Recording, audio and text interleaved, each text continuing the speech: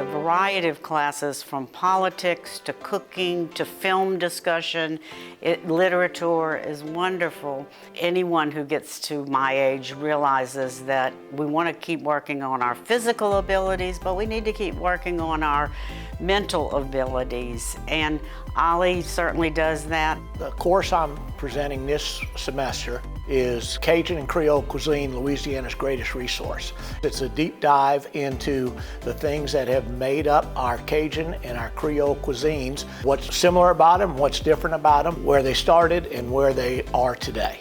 He's just an awesome instructor besides being a marvelous chef and a very knowledgeable historian. I feel like, okay, I can do this. Makes life much more interesting. It's much easier to go to a class and learn something else than to just go to the gym and exercise. You know, and again, just a nice way to feel like you're learning and you're also giving back too at the same time. And it's fun, and fun's important.